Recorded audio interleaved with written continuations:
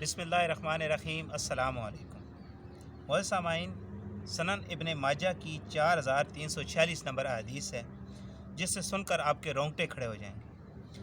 حضرت ثوبان رضی اللہ تعالیٰ عنہ سے روایت ہے کہ رسول اللہ صلی اللہ علیہ وآلہ وسلم نے ارشاد فرمایا، میں اپنی امت میں سے یقینی طور پر ایسے لوگوں کو جانتا ہوں جو قیامت والے دن اس حال میں آئیں گے کہ ان کے ساتھ تہامہ پہاڑ برابر نیکیاں ہوں گی، یعنی بہت زیادہ نیکیاں ہوں گی، تو اللہ عز و جل ان نیکیوں کو ہوا میں منتشر ہو جانے والے غبار بنا کر غارت کر دے گا۔ تو ثوبان رضی اللہ تعالیٰ نے عرض کیا، اے اللہ کے رسول صلی اللہ علیہ وآلہ وسلم، ہمیں ان لوگوں کی نشانیاں بتائیے، ہمارے لیے ان لوگوں کا حال بیان فرمائیے تاکہ ایسا نہ ہو کہ ہم انہیں جان نہ سکیں اور ان کے ساتھ ہو جائیں۔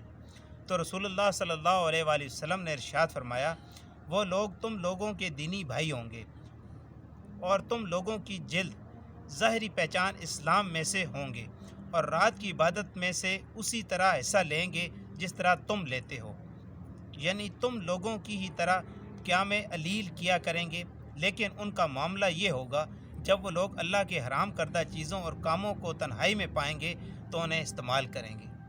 اللہ پاک ہماری تنہائیوں کو پاک کر دے، کیونکہ ہم لوگ ظاہری طور پر نمازیں بھی پڑھتے ہیں، زکوٰۃ بھی دیتے ہیں، لیکن جب تنہائی میں ہوتے ہیں تو ہر برا کام کرتے ہیں۔ تو اللہ پاک ہماری تنہائیوں کو پاک کر دے۔ ویڈیو اگر آپ کو پسند آئی ہے تو اس کو لائک کریں اور دوسروں کے ساتھ شیئر کریں، اور ہمارا چینل اسلام کا نور سبسکرائب کریں۔